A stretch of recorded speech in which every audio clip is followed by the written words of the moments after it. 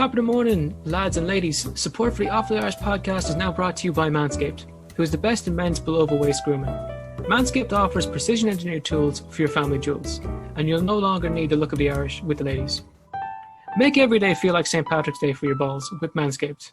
Get 20% off and free shipping with the code IrishPod at manscaped.com. That's 20% off with free shipping at Manscaped and use code IrishPod. Use the right tools for the job and trim your pant potatoes.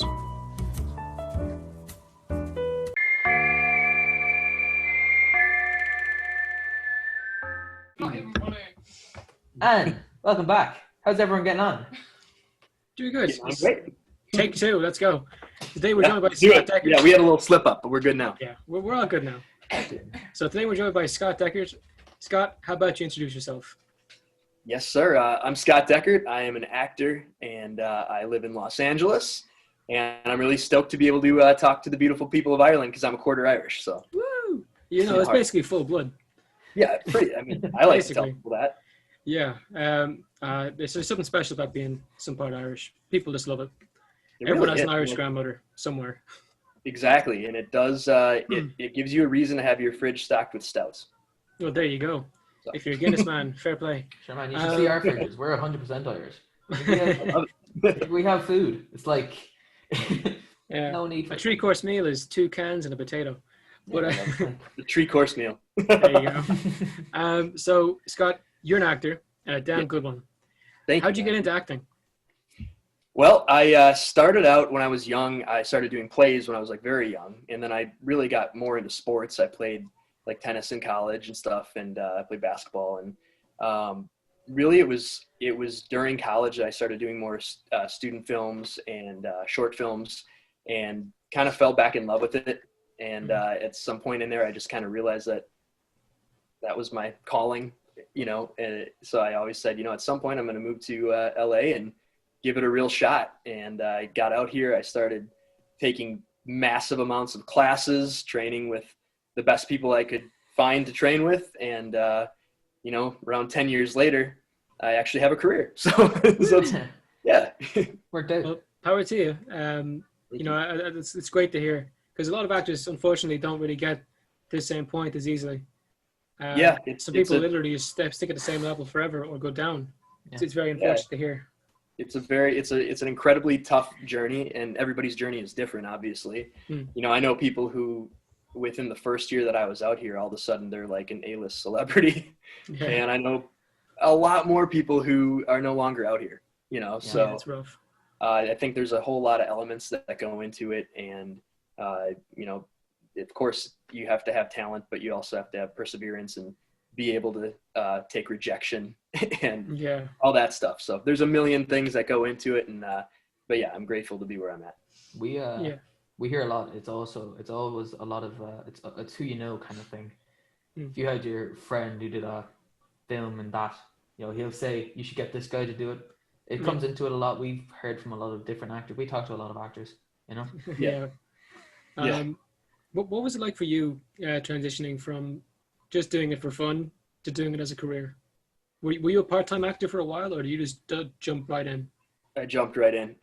I'm not the type of person who does many things for fun. Like, if I set my mind to it, I'm doing it. And this was like the kind of thing where, you know, you don't realize how tough the road is going to be ahead of you. Like I was young and thinking like, oh, I'm going to be an actor. Like, you know, no problem. And I mean, I always, like, even before I was really acting, I would always be almost like individually training to act and watching movies like constantly and stuff. And I don't know, it just kind of always felt like this, I'm going to end up doing this, even though early on I barely did it.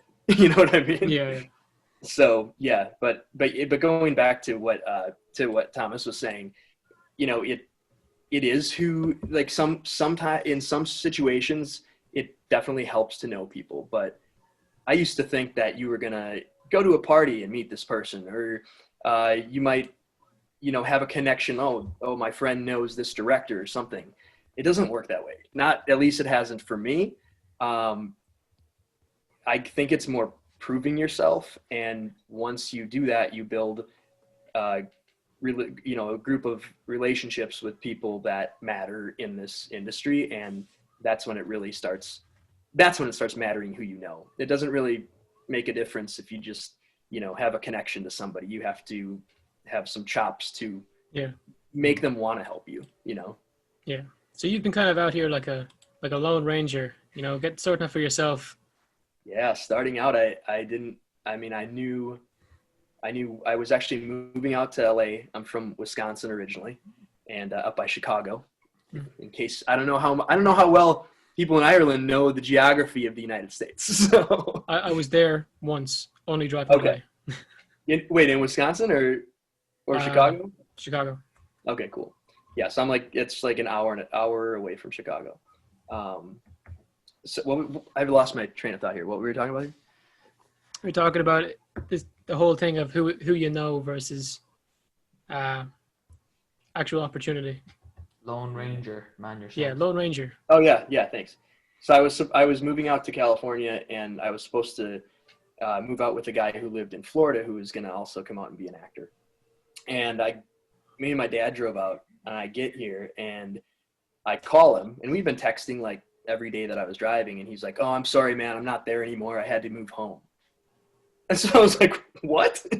And so I knew one other guy. I called him, ended up staying on his couch, and that turned into the beginning of my career and my life out here, really. And it was like some of the stuff you read about. It was like the wild parties and the crazy Hollywood stories that I never really thought were true. And that was like my first 3 years. So then things calmed down. Yeah. Yeah. Some of the stories you hear are absolutely unreal. And, for two lads living in the middle of nowhere in Ireland, you just kind of like, huh. So people have fun these days. Fair play to them. I'm sure you guys have fun too. Yeah. I'm kind of like a dive bar type guy. So going somewhere and drinking a Guinness in Ireland sounds pretty good to me. Yeah. The Guinness in Ireland, it's well worth a trip. Is the Guinness in Ireland different than the Guinness in the U.S.? No, I think we ship apparently it. Apparently, I've heard a lot of international Guinness is made in South Africa, and then a lot of the ones in Europe are actually made in Ireland. And you can pay a premium to get the Irish one. I was at a bar in Greece, and that was the case. That they paid extra to get the Irish one, and they really made it their business to show you that they got it from Ireland. I'm sure. I was at a bar in Los Angeles, and a friend of mine met up with 3 guys from Ireland, and they were like kind of making fun of the Guinness in the States. They were like, "This isn't Guinness." So, wouldn't go that far, in all fairness. Nope.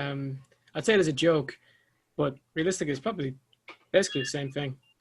You know? Well, they lied to Yeah. me. Yeah. Tisk to the tisk. Yeah. I know you from your role in Venom. Kind of surprised face, freaked out. What was that like? Because that was a big film. I think it was. What was it? It was like the highest grossing film in October ever. Yeah, until Joker beat it. I'm sorry to bring it up. So, I mean, Old wounds. Well, this was fun. Thanks. Just bang. Yeah. Well, I'm gonna see you guys later. You got a real grudge for Joaquin. It's amazing. I won't even watch Joker. It's terrible. Thanks, man. Thanks. No, I can't knock on Joaquin. He's one of a kind. Yeah, he was a bit unreal for that role. But yeah, back to Venom, man. What was that experience like? Because that was a big movie. That was incredible. The way that I got that movie is also incredible. It's like the biggest things that I've worked on, I haven't auditioned for. That's pretty nice. Kind of going back to the who you know, and like I was saying, but you have to show your chops first. So in 2016, I booked a commercial, and I flew to Mexico and shot this commercial, and the director happened to be Ruben Fleischer. So we spent like 3 days together hanging out, shot for a day. It was a commercial with Captain Obvious. You know those? Yeah. So so we had a cool couple days, and I was like, yeah, he's a great dude. And he was, when I auditioned for that commercial, he was way more interested in my TV and theatrical film career than in commercial. And he was like, oh, I see you're doing this Netflix movie right now. That's really cool. I heard about it, blah, blah, blah. So fast forward 2 years, and there's a casting director. The casting director for that movie was John Papsideris, and he's incredible. And some of the people working with him, like her name's Caitlin Well, her and I are really good friends, and she was like, you'd be so perfect for this. Haven't you worked with Ruben? And all of a sudden I get a call, and I know she had talked to me about this before, like maybe 5 months before I got the call. And then all of a sudden I get a call from the casting director saying, hey, do you want to be in Marvel's Venom? And I'm like, what? So then I talked to the director, and he's like, yeah, man, you're the guy for it. Can you fly out tomorrow? So flew to Atlanta, did like 2 days of hair and makeup and wardrobe tests and just hanging out, with Ruben for that stuff. And then got to meet Tom. And it was really cool because Ruben, it was his biggest movie he's ever done. And when I first saw him in Atlanta, I was walking down the hall, and he's like, Scotty D! He's like super chill. And I go up, and we do the thing, we hug. And he's like, hey man, I just want to let you know that this is very big for me too. And I wanted you to be here for the first day of filming. So, because then I can have somebody there that I feel comfortable with. And it was like, whoa. So that was pretty cool. And so we get there the first day, and it was like the most epic feeling being on that set. Cause there's like probably 800 to 1,000 crew members on this thing. And like, it's huge. And we're in this giant studio and soundstage. And the director Ruben's talking to me and the girl that was in this first scene with me. And then he's like, hey, Scotty, I want to introduce you to Tom. So Tom walks up, and I'm looking like a rocker hippie mess. And he just looks at me and starts laughing. And he comes up, and we just start, just had like connected off the bat. And then Ruben gave this epic speech to everybody, and he's like, now let's go make a fucking movie. And so we get into the first take, and I'm like literally thinking in my head, all right, this is a Marvel movie. Because I love improving, and I'm used to improving in TV and stuff. And if they don't want me to, they'll tell me that. Just stick to the script, and that's fine with me. But one of the things that people like is that I can improv. So I'm like, this is a Marvel movie. Stick to the script. They're not going to allow that. So in the first scene, and the stuff didn't actually make it in the film, but first scene of the entire shoot, and Hardy comes out. He comes down the hall, and we do our whole scene in the hallway. And then I walk into my apartment building, and I turn around, and I'm like, douche. And he's like, douche. And I slam the door. And I didn't say anything to the script. And I'm the only one then in the room now that the door is closed. And I'm just like, oh my God. And they're like, cut. I open my door. Hardy walks out, doesn't even look at me. He just goes, that guy, we need more of that. And he walks to the director, and Ruben's like, oh, this guy's great. He can just do this all day with you. And I'm like, thank God. So yeah, because I could have went either way. Could have went either way. Could have came out like, well, what the fuck was that, man? Yeah, you're like, all right, let's get the next guy in here. You're fired. Yeah. No, I'm glad that went well. That's just one hell of a story, dude. But that's like one of the, when you get those like initial nerves out, like from that point on, it was just how much fun can we have here, and then it was actually cool. Like Tom is so collaborative and open to working with people. And I mean, it's freaking Tom Hardy. So you don't want to overstep, obviously, but he's literally like figuring out how to become Venom, how to play the character in front of me. And it's his first day. And of course he did all his prep and, is an insane preparation, but he's literally like the scene where he's scaring me. He's talking to me. He's like, does that feel authentic? Does that feel real? What can I do? Can I do something different? And I'm like, you scared me, man. So very cool, Hardy. Very collaborative. Yeah. It must be pretty intimidating as an actor. I mean, I think like honestly, in the beginning, it's intimidating. And as your career grows, you have to like make yourself have a mentality that you've earned it and that you have gotten to the point where like people in the industry especially know you and you're there for a reason. And so, and honestly, like for anybody who's an actor out there, the most important thing I've ever done is taken breathwork classes. The minute that I learned how to do that, everything changed, and I feel so comfortable. And I've also learned how to use any anxiety or emotions to add to the scene and add to my performance.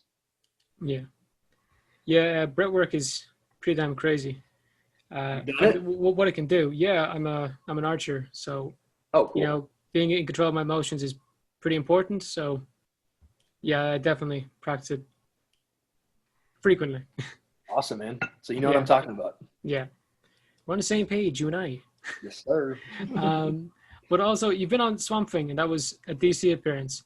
Now, not many actors get to do Marvel and DC, so again, huge congratulations and fair play. What was Swamp Thing like? I seen your prosthetic makeup, and oh my god. Yeah, it was crazy intense. I mean, the people who work, behind the scenes in SVFX and in prosthetics and makeup, they're incredible. Like, they make the show. I think that they made Swamp Thing, like it looked so good. And Swamp Thing is the type of show that's easy to go south, to kind of go the wrong way, and it could be very easily become cheesy. Yeah. But the show, I think it's like one of the coolest things I've worked on. So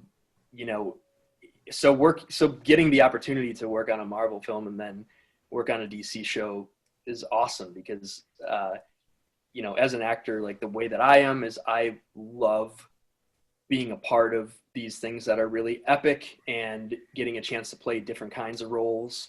I'm fortunate that when I started out acting, I got so many hippie roles and like rocker roles and stuff. And now I pretty much always play the bad guy. So, so it's cool to be able to dig deep and have some meat in roles now. But yeah, working on Swamp Thing was awesome. I ended up being in Wilmington for actually close to 5 weeks, and they'd fly me back and forth from Wilmington, North Carolina to Los Angeles, and I got to become really close with the cast. Working in this industry, one of the coolest things is working on certain things and having the people just feel like instant family, and that I can honestly say is in my top 3 by far. Swamp Thing, just the connection I had with the people. Yeah. Well, again, glad to hear. If the cast and the crew don't get on, that's not going to be a fun project. Yeah. So true. It's so true. And like with Swamp Thing, and I wasn't one of the series regulars, I was a recurring guest star, and I still go to parties with them, go to their houses. Like, we're just all very close. We have like group texts that we text every week. You know what I mean? So it's pretty cool. That's nice. Yeah. No, you love to see it. Thanks, man. Yeah. And you always like hearing stories about cast members getting along because they're characters in the show. You see them have a relationship, and if you find out like behind the scenes things aren't really the same, there's a really good Irish show called Father Ted. I don't know if you've seen it now, but I've not. No. It's a very good show. I'd recommend it, especially if you want to get into your Irish heritage. You should watch that show. Yeah, but it's a good one. And 2 of the main characters in it, the 2 main characters had a really good relationship in the show, but apparently behind the scenes, the 2 of them were fighting a lot. They were clashing and everything. So kind of like the lads from Mythbusters. Everyone loved them. They were great on screen together, and then behind the scenes, they hated each other. Really? It sounds like a band. That's why it ended. Yeah. So it's Father Ted? Father Ted. Definitely check out Father Ted, yeah. Yeah, probably the biggest. Looking for a new show. Biggest Irish comedy show of all time. Yeah. Definitely a big one. Definitely up there. But just going back to Swamp Thing and Venom. Now, you have to work with both big companies. They kind of see each other as rivals. What's the comparison like between them? Marvel and DC? I mean, really, like just being in the comic book world, they both felt they had a lot of similarities, but as an actor, you're kind of you're getting engulfed with the world. And you don't even want to pay as much attention to the things surrounding that world that you are making yourself believe you're in. You know what I mean? So, I can honestly not say anything bad about either. Like if I could, I would tell you guys. No, they're the top quality. They're the best standard. So I wouldn't expect anything bad there. Yeah, I mean, I one thing I can say is like, oftentimes, usually the bigger project I work on, the cooler people are and the more professional they are. I've worked, like, starting out, I worked on indie films and stuff where the director's like throwing their headphones against the wall, flipping out. That is fucked. Yeah. That's not a nice environment. It's like Tommy Wiseau, the room shit there. That's like working with this lad. Oh, I can imagine. I can already tell. I was going to say, on my screen, that's going to look really dumb because you pointed in the other direction. And like, you're going to see you going like, this lad right here. This guy over here. Yeah, no, I mean, but going back to how some. Oh. No. He's kind of lagged out. We'll give him a second. We were afraid this was going to happen. It's pretty standard. It was warned in the prophecy, Jared, man. Come on. Yeah. How are you, Thomas? How you doing? Good, man. I'm all right now, I'm good. Glad to hear. You like my mug? Oh, yeah. Show everyone your mug. Awfully Irish. How cool is that mug? It's not even like merch or anything. It just, that's not merch. Just got it like. But hey, if you guys want it as merch, there you go. Let us know. We'll give Scotty a second and let him get back to us. Yeah, we're good though. How's things for you? You all set for holidays? The holidays, yeah. I have all my Christmas shopping ordered. It's on the way. I have loads of stuff to come. I have your present. Oh, he's gone. I'm back. He's back. There we go. Awesome. Don't worry about it, Scott. Happens all the time. This damn across the world thing. Yeah, it's amazing we could do this in the first place. Oh, yeah. So I'm pretty okay with that. Yeah, I'm okay with it. Yeah. So you were saying you literally went like, if there's one thing I can't say about it, and froze. Oh, really? Really? I had moved on from there. I must have been talking for a while. we were talking about indie films. And yeah. Oh, yeah. So, with working with on certain like indie projects, especially earlier on in my career, there's, I feel like, such a level of people trying to prove themselves, people, wanting it so bad that it takes away from their creative energy. And, but the bigger things you work on, people are already there. They've already, gotten past that road, and it's just a really good vibe. Yeah. And you never know, like, and on every show or every movie, every director works differently. And time-wise, especially with like a TV show, you don't know how many takes you're going to get. Like, I've been on set where I think normally I'll get like maybe 3 to 10 takes. But you get on there and you do one take and they're like, that was great, moving on. And you're just like, oh, no. But yeah, so with both, I mean, Venom was incredible because Ruben, like, we took our time on the first, like, I worked on that for close to a week actually. And we took our time, we shot so many different ways and all that. And DC, that's different because it's a TV show, less takes, but I mean, I worked with a director named Toa Frazier, who was just like, certain directors can really communicate things to you well, and they just work great with the actors, and he's one of them. Having that easygoing environment, like not putting pressure on people, on the crew, on the cast, that speaks volumes, and it really brings the best to a show or to a movie. And that's like with Swamp Thing, it was just very like, oh, I belong here. There's nothing bad about being here. Yeah, that's nice. So that's the work environment you want. Yeah. In all things. Thomas, take some notes. No.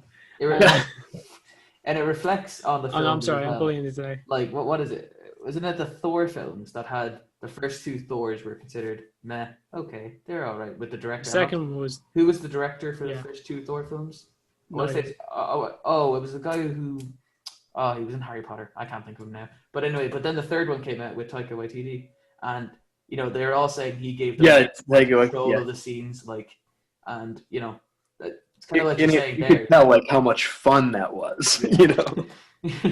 Yeah. I would love to One of my work. favorite for him. shows. Wow. Yeah, no, he's crazy. He's such a great guy. One of my favorite shows is the Hardy Books. It's kind of like the Irish version of Trailer Park Boys. Okay, I've heard of it. Yeah, so they went in initially with basically no script. They had an outline of what they had to say, and basically everything was, on the spot. And they came out with an absolute gold show. The lads are unreal. We've had them on before. And you there's can a lot to be said about improv. Exactly. That's the beauty of improv is if you have something like, you have your base of what you're looking for, and then you let the actors do what they do best and let them play with the material, you can get some really great stuff. Yeah. But you don't want to give them all the work, in all fairness. You don't want to kind of say, here's an outline and give us your best. It doesn't work on everything. That's for sure. Yeah. Certainly. But yeah, no, so basically no difference. They were both okay. Who had the best food? You can say that part at least. Oh yeah. Of the two, Venom. Oh yeah. Venom, yeah. Yeah. What kind of food are we talking?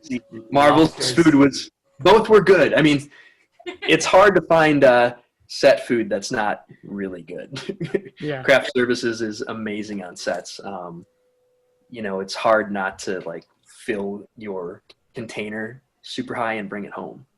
But Marvel was nuts. I mean, there was jumbo shrimp and sushi and the whole works. On. I've been on shows with lobster. I mean, those are the best days. That is, wow. There's some reason to become an actor, everyone. There you go. Yeah. Someday you might be eating lobster with the director. Free lobster. It's great. Yeah. It's crazy. That's unreal. Yeah, I'm going to put this on because it's a little chilly over here. That's right. A little chilly in Los Angeles. Yeah. That hoodie's got something pretty unique about it. You can show us in a second there. Oh, does it? You're right. It does. So, living in a COVID world, I don't know how bad it is over there by you guys, but it's not good here. It's bad. Is it? Yeah, it's bad. So we just go like this? Boom. There you go. It even has this like moldable nose piece. You'll never, ever forget your mask. How about that? There you go. That is... It's like an overextended turtleneck, but amazing. Exactly, and it's even got a hood on it. It's pretty... Show us both. My God. I know. It's incredible, guys. Genius. That is... Where did you get such a product? Well, a friend of mine actually, he owns this company, and I didn't know it. And all of a sudden, I saw this like promo video of his on Facebook, and I was like, "Kyle, that's amazing!" And so he's like, "Let me send you one," and you do a post about it. And and now I thought, you know what? I'm just going to put it on, see if you guys happen to say anything about it. I mean, and then I could just promote it for him. I mean, I don't know what you would say to promote it, but please. Aeon Armor, is that how you say it? I know.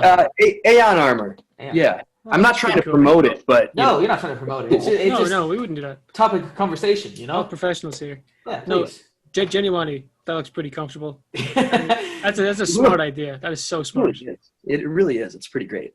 Like, how many people just are sick of wearing their mask and too many. Forgetting it, it's best to just have it with you. Yeah, and they're actually good price too. They're like $45, $50 US dollars of America. Yeah. So there you go. Yeah. Well, that was that's it for that. Anyway, that's cool. You can take that thing off now if you want, but it's okay. Yeah. Oh my God. Anyway, so thanks for watching. No. What was I gonna say? You got me good. You got me good. Okay, so you haven't just done Venom and something. You've been an actor for a long time. You've done a lot of things. Another one of the amazing ones is Stranger Things. I know you're a photographer. Like you weren't like main cast, but right. working with Stranger Things is still a big deal. Like a lot of the actors in there went from, down here to way up there. Like you were saying earlier, some people go from, first job to A-list in a snap. Yeah, it's so true. Yeah. So what was it like on Stranger Things? It's funny because it's like every project I work on has something about it that like is memorable to me, and that was probably for sure the most, for like that small of a role in a show, the most incredible experience. The Duffer Brothers were so cool. Like Millie and Sadie were super sweet girls, like young girls, and the Duffer Brothers, especially, like when I got to set, they were like, and that's another one, man. Like I auditioned for a different role. I auditioned for the what was he, like the Russian spy. He was the workout guy in season 2, and it was like that would work pretty well. And I thought, like, man, I crushed that video. I thought I was gonna get that. And instead, they offered me the other role. Didn't audition for it. They're like, "You're the guy for this." And then I get there, and back then I had my hair down to my ass, and so they wigged me up and put me in that, which were in like the old '80s curly like hairdo.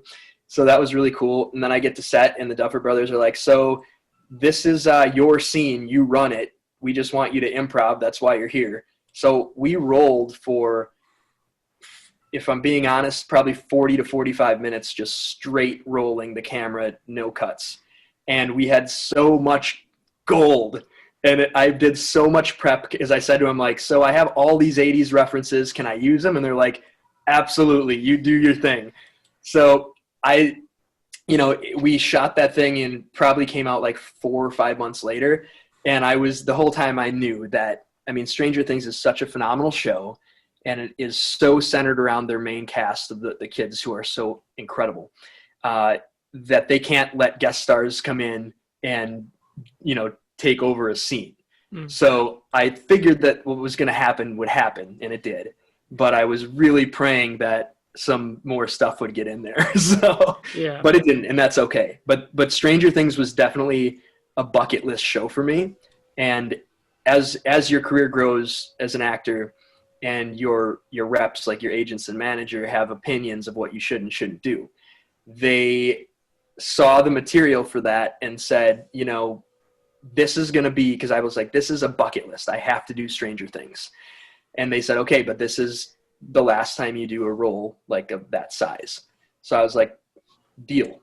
So I got to do it, and I'm glad I did. It was super fun, and yeah, got to work on one of my favorite shows in history. It's a great show. Yeah, I binged it. I remember when its first season came out. Myself and my mother, we were sitting in the sitting room, and we were like, "Okay, so you want to put something on? Just watch something." It's about 1:00, and we put it on. That was a good show. You want to put it on again? Yeah.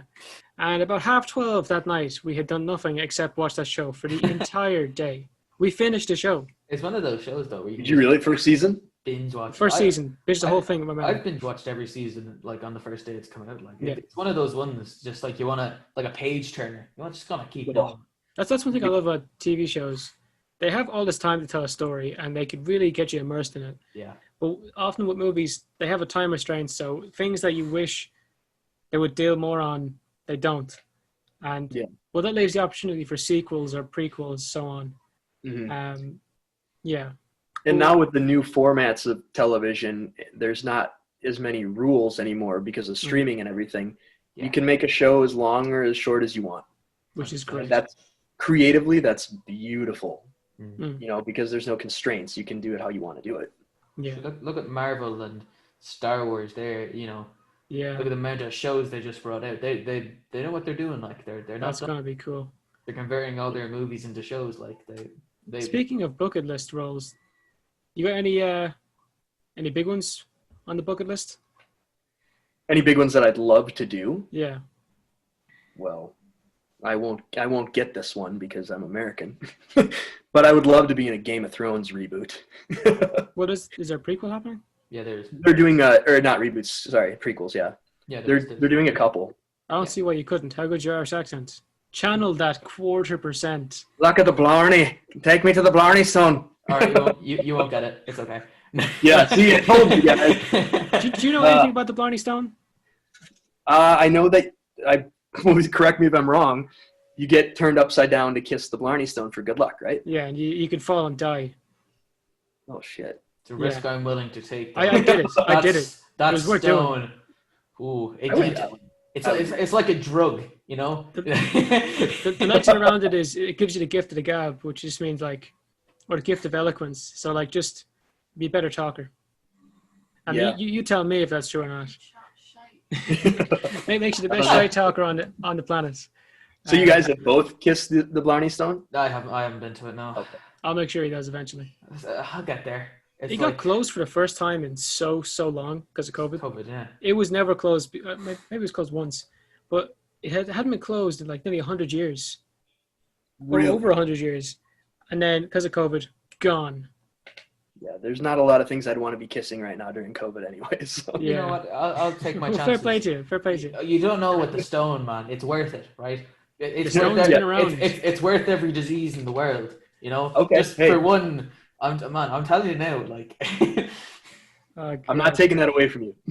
you don't know the definition of getting high until you kiss that stone. Oh, my God. It does not exist. Really? There is no English. I don't know, man. I haven't kissed it. this guy over here. What else we got on that list? What else we looking at? Any Star Wars roles? I can see it. God. See, that's like you name things. I'm gonna. Oh yes! Oh my God! Yeah, Star Wars would. My God, my You brother. made your DC appearance. You've made your part of it. Marvel appearance, but Yeah. the Star Wars is still open. I would really love to get a bigger DC or Marvel. Yeah, I was just thinking you could probably go back to DC, or you could probably do another Marvel one. You know, like Yeah. Oh, what I just got to throw this in. One of the coolest things about Venom was that it was Stan Lee's second from last film. And I worked with Stan Lee on a Dr. Pepper commercial in the beginning of my career, and he was like the nicest man. So that was just kind of like a people full love circle. man, Yeah, that was a full circle thing. You have to go and break our heart there. man, Yeah, I know. Sorry, guys. I brought it down here. no, Yeah, it's good. Man. it's hardly a Guinness in that thing, is it? Of course. Yeah. So I can kind of see you as a Star Wars kind of guy. Have you seen the new season of Mandalorian? I'm about halfway through it. Have you seen We won't. No, we won't. the second tell them. episode? It's the first. When I said halfway, I meant I'm through the first episode. Fair play to you. Where he's got the pack and he's flying all around. Yeah, you know. There's an episode and there's a character shows up, and he's got a bit of a southern accent, and I think you kind of fit the same kind of role he does in terms of Star Wars. I'd love to see you in that show, or because they've announced a lot more Star Wars shows. Loads. I would love to see that. I see actors are loving it at the moment. Oh, I would An love that. opportunity to be in Star Wars. I would maybe love that more than you would. Well, yeah, I'd love to see it, but it's another thing to do it. In all fairness. Totally. I mean, it is like, it's kind of weird. Like, you know, talking to you guys and you're like, oh, you're in Marvel and DC and like, wow, I'm really grateful for that. But at some point, it's almost like I want to be in things that people I care about really want me to be in. Like my brother is a Star Wars fanatic. Nah. He's a James Bond fanatic. So I can see that too. I guess an ultimate career goal for me will be to be in a Bond movie, and like ultimate career goal will be to be like the main bad guy in the Bond movie. No, that's. I can see And I hope Idris Elba or Tom. I was about to say because Tom has been in talks to play the new Bond. And I know. There's that always. Oh yeah, do you remember me? Yeah, and I think he's like the front runner right now. I think he is. I think I've heard stuff with. I think Idris is now too old to play him or something, or he won't play him. I've heard lots of stuff about that. Who else? Henry Cavill, Superman. Yeah, They've been in talks an American Bond. I mean he's Well, he can wonderful. play British very well. Oh, he can, yeah. Like you seen him in Mission Impossible was brilliant. what was it? The new Holmes thing. Millie Bobby Brown was in it. She was the main character. Oh, Elena or Oh yeah, something. Yeah, Honora Holmes or I don't I know. know. I forget the Holmes. name. Yeah, I Nora? haven't watched it yet. No. Yeah, I just I know. watched I know it like a Holmes. week ago. Yeah, I got it right. Don't tell me I'm wrong. It's like it's not a thing that happens with me usually. Go on. Elena Nora. I kind of forget where I was going with that, lads. Save me. We're talking about Bond. I'd like to see you with a Bond villain. Yeah, yeah. It's like, Yeah, I would like that as well. Put in a good word. You know, you're picking up big shoes if you did that. You know, like oh, yeah. the likes of Mads Mikkelsen being in there. Cool. Yeah, he's just astounding. You know, in Hannibal, he's such a terrifying guy when he's in that show, and he barely ever spoke. Yeah, So true. Just like slight facial movements, and you're terrified. Yeah, I mean, like they do get some phenomenal Bond bad guys. Like one of my favorite actors is Christoph Waltz. yeah. He's just Remind me who that is. Oh, Christoph Waltz. Like Tarantino I mean, film. What's the I'm Tarantino sorry? film? What Tarantino film is he in? I can't think of it. Oh, Reservoir Dogs. Oh, he's in Inglourious Bastards. he's in Inglourious Bastards. Yeah, He's the main villain, yeah. Yeah. Oh, he's Yeah. unreal. He's unreal. He's fucking savage at acting. It's amazing. yeah. But you're thinking of a different Tarantino film. Yeah, And now, I thought. now I it's thought escaping Reservoir my mind. Dogs- He's also in Django Unchained. Django. There you go. That's the Jeez, I one. didn't even know the guy a second ago. Come on, guys. Yeah, now you're intimately knowledgeable with him. So Hey, there you go. Yeah, so you have a lot of ambitions as an actor. You know, like your career has kind of exploded in the last couple of years. Because I looked at your IMDb, and it just keeps getting more impressive every time. Or like, the newer stuff is always more impressive. So, you know, where does that lead to for you? Like, what's the end goal here? Bond villain or beyond? I mean, man, you'll never hear me say not beyond. I will be busting my ass to get better. I mean, I feel like people are always improving. You look at a lot of actors who even take like a 20-year hiatus, you know, and they come back and do a movie and they're like, what just happened? They're phenomenal.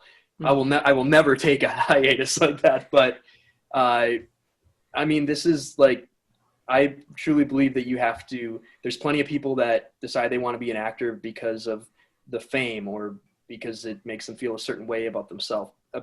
But the most important thing to me is doing what you love and being able to make a living doing what I love at this point is, I don't have words for it. You know, it means everything to me. And yeah, now, I mean, and you make step by step, you're progressing in your career. And I think that I'm at a place now where, you know, in according to casting, a lot of casting directors and producers, directors, like I'm one of the guys now. It used to be like, well, he's an option, but let's go with this person because he's better known. And that still happens to me, but I'm more in that category now than I used to be. And that helps a lot. And I feel bad for myself when somebody else is the one getting it because of who they are. And I feel bad for the people below me who aren't getting it for that reason. There's just so many reasons, you know, so many things that go into being cast in something. There's a billion reasons and that all plays into it. But yeah, to answer that question, I mean, I love my career. I love what I do, and I want to do it for the rest of my life with bigger and better things. Well, all power to you, sir. Thank you. You were saying earlier that rejection is like just going back to what you said a second ago. Rejection is a huge part of being an actor. You're gonna get told no more than you'll say yes, or they'll say yes, unless you're someone like Tom Cruise. But for the majority of the time, you're losing out on them. Does that take a toll on you? Absolutely. I get asked by people, like I'm fortunate to get like a lot of emails, or not emails, but like, you know, DMs, social media, people asking me questions, especially young actors kind of rising up and trying to make their way. And it's cool to be able to, you know, give them some advice. What was the question you just asked me? I said, does it take a toll on you, the rejection of acting? Yeah. So they, you know, I get a lot of people being like, "Why? How are you so optimistic and, you know, you so positive?" And you have to make yourself be, you know. And I think that I'm fortunate to have a disposition in life that, like, I have a happy disposition towards life. Like, I love life, and I think it's such a gift. But there are times where, I mean, it's scary doing this. Starting out, I've been doing this for like 10 years. In the first 7 years, you get things here and there, but it's like, what am I doing? So many times you feel like, what am I doing? Like I haven't booked in 6 months or something like that. Or I booked once this year, and then it grows and grows. So it's really tough, and you have to be willing to give a lot of things up in life to chase your dream and to, try to get to the point where you live the life that you really want to live. And there's always the chance that you won't get there. Yeah. So you have to really force yourself to be, to stay positive and to keep your eye on the prize and always fight for it.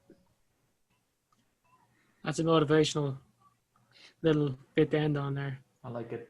You've been great to chat to, Scott. This has been a pleasure. You guys have been awesome. I appreciate it. Great to talk to a quarter Irishman. Always a pleasure for me personally. I can't let the day go. Yeah, go ahead. Without. You have our blessing. I got to finish it off right. You love it, man. You love it. I love it. Oh my God. So, Scott, if people want to check you out and find you, where can they find you?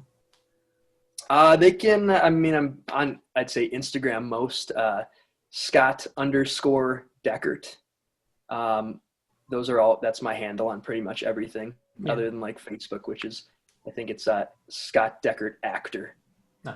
So, and I'm on Cameo. I don't know if you guys have heard of that, but we've super cool. I was going to bring it up. Oh yeah. Yeah. It's super. Cameo's awesome, man. Like in the beginning, I didn't really pay much attention to it. And I'd get these, I'd get messages from people that like ask me to film like a birthday video or something. And a lot of them are like political and stuff. And you don't really want to get into that as an actor. So I just definitely not. Really. That hasn't boded well for people recently. Hey Scott, how are you? Can you just say hi everybody? My name is Scott Deckert and I support Donald Trump. Oh, I'm not gonna say anything. Yeah, but no, it's really cool. You get to like kind of make somebody's day, and every once in a while somebody cares about you and they'll ask you to do a video for them, which is awesome. Well, there you go. That's ideal. Awesome. Yeah. So, thanks everyone for listening, watching, whatever way you found us, and take it handy. Good luck to you. Thank you guys.